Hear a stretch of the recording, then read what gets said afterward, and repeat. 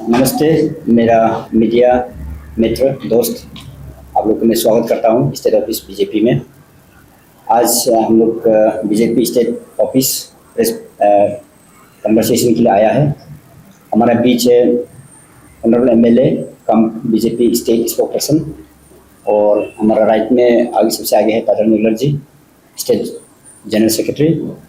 तो हमारे बीजेपी की ओर से जो नेशनल हेराल्ड केस है उसका मुद्दा को हम हमारा ऑनरेबल एमएलए की तरफ से, सरकार की तरफ से और पार्टी की तरफ से आप लोग को प्रेस के जरिए रखेंगे। सर नमस्कार सभी को। ये जो आज प्रेस ब्रीफिंग जो है, इसको बुलाने का मकसद जैसे इन्होंने बताया, जो नेशनल हेराल्ड का जो केस अभी आप मीडिया में बहुत चर्चित है, उसके बारे में कुछ क्लैरिफिकेशंस या उसके बारे में कुछ डिटेल्स बताने के लिए आज ये प्रेस ब्रीफिंग है। कांग्रेस जगह जगह पे ये बात कर रही है कि ये वेंडेटा पॉलिटिक्स है और जगह जगह में धरना कर रही है, लेकिन इसका जो मूल तथ्य क्या है, इसको मैं जरा सा हमारे जितने भी राज्य के प्रेस के मीडिया के कर्मी हैं उनके सामने मैं थोड़ा सा उजागर करना चाहता हूँ। देखिए, ऐसा है, आप लोग भी शायद अवगत होंगे, बट फॉर क्लैरिटी मैं और एक बार आप लोगों को बताना चाहूँगा। ये केस जो है ये 2012 में सुब्रमण्यम स्वामी जी, एक प्राइवेट इंडिविजुअल ने फाइल किया था, और 2013 के अक्टूबर में दिल्ली हाई कोर्ट ने ऑर्डर पास किया इस केस का कार्रवाई को शुरू करने के लिए। 2013, तो मित्रों आप लोगों को मालूम होगा कि 2013 में जब ये order Delhi high court, honourable Delhi high court का जो ऑर्डर जब पास किया गया था, उस समय सरकार किसकी थी सभी मालूम। उस समय भाजपा की सरकार नहीं थी, and the case started from there. तो पहला तो ये मैं बताना चाहूँगा, और जो केस का जो केस को खारिज करने के लिए, क्वाश करने के लिए भी कांग्रेस के सोनिया गांधी और राहुल गांधी दोनों ने बहुत कोशिश किया, विभिन्न कोर्टों में गए और बेल उन्होंने हासिल किया, लेकिन उनका जो क्वाशिंग है, क्वाशिंग के लिए वो हाई कोर्ट का दरवाजा भी खटखटाया, सुप्रीम कोर्ट का दरवाजा भी खटखटाया, लेकिन वहां से उनको स्टे नहीं मिला। तो meaning there by the prima facie the honourable supreme court and honourable high court, they have found that there is something in this case to move forward. तो इसमें सरकार का कहीं से भी लेन देन नहीं है, ये जो है कानूनी प्रक्रिया है, and law is taking its own course. जहां तक मूल तथ्यों का सवाल है इस केस का, मैं थोड़ा सा बताना चाहूंगा। देखिए, इसका जो मूल चीज है, एक एसोसिएटेड जर्नल्स लिमिटेड एक न्यूज़पेपर था, ये 3 लैंग्वेज ऑफ नेशनल हेराल्ड बोल के, इनके द्वारा इंग्लिश, नवजीवन इन हिंदी और क्वामी आवाज उर्दू, तो ये पब्लिश होता था। और दिस वाज हमारे जो फ्रीडम फाइटर्स है और उनके देवर देयर शेयर होल्डर्स। तो इसका जो मूल जो ये है, मैं आपको बताना चाहूंगा कि ये जो नेशनल हेराल्ड है, ये धीरे धीरे इसका चलना बंद होता गया। Somehow it could not manage to run, तो बंद होने के कगार पे आ गया। तो that time it was realised कि इनके जो डेब्ट है 90 करोड़ का AGIL का कर्जा हो गया था, और उन्होंने न्यूज़पेपर पब्लिश करना बंद किया था।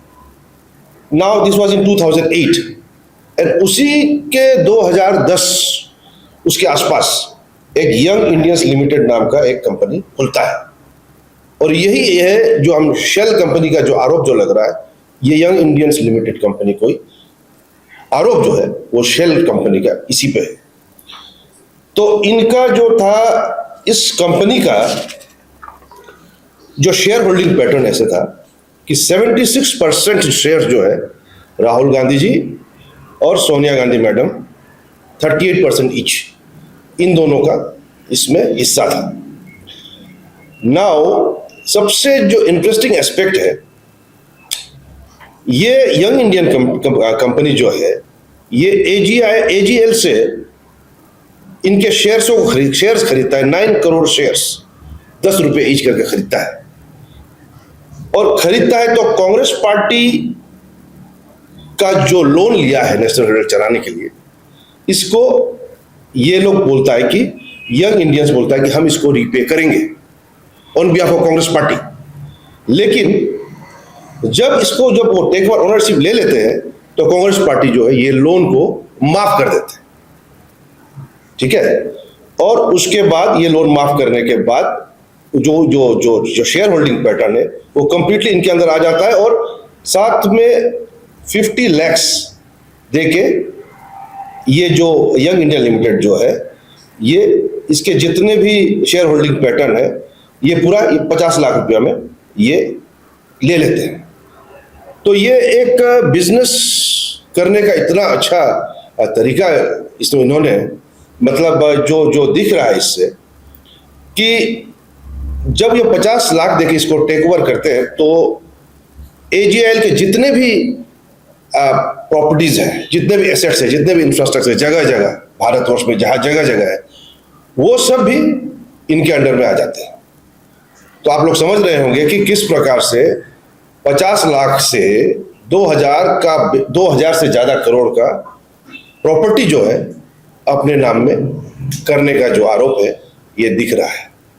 तो इन लमसम मैं आप लोगों को यही बताना चाहूंगा कि ये जो फैक्चुअल स्टेटस है हमारे नेशनल न्यूज चैनल्स में भी दे रहा है, लेकिन आज ये प्रेस वार्ता जो है इसमें हम इसको अपने लेवल में भी क्लैरिफाई करना चाहते हैं कि there is no personal vendetta involve. ये जो है प्रामा फेसी एक बहुत ही केस जो है प्रामा फेसी क्लियर दिख रहा है, और इसी के कारण ये केस स्टार्ट हुआ। इसमें कोई वेंडेटा का सवाल नहीं है, और जैसे मैंने बताया केस का शुरुआत भी जब हुआ 2013 में दिल्ली हाई कोर्ट के आदेश के द्वारा हुआ, और सुप्रीम कोर्ट और हाई कोर्ट ने भी they have found that they have not stayed the matter. वो केस जो है वो चल रहा है। तो what it has proved that, आप देखिए एक चीज, आप देखिए ये जो नेशनल हेराल्ड जो है ये इतना पैट्रोनेज के बाद इनको कितना सहूलियत मिलता था, इनको बहुत कुछ सहूलियत मिलता था फॉर द लास्ट कांग्रेस की सरकार में। डिस्पाइट दैट ये क्यों नहीं चल पाया? Why this newspaper could not run? क्योंकि ये जो है ये एक एडवर्टाइजमेंट और पॉलिटिकल और पब्लिक प्रॉपर्टी लेने का एक अपफ्रंट था, ये मेरा मानना है। और इसी के कारण that is why this could not succeed. तो इसीलिए ये जो केस है इसमें हमारा भारतीय जनता पार्टी से दूर दूर तक कोई लेना देना नहीं है, कानूनी प्रक्रिया है, and no one is above the law.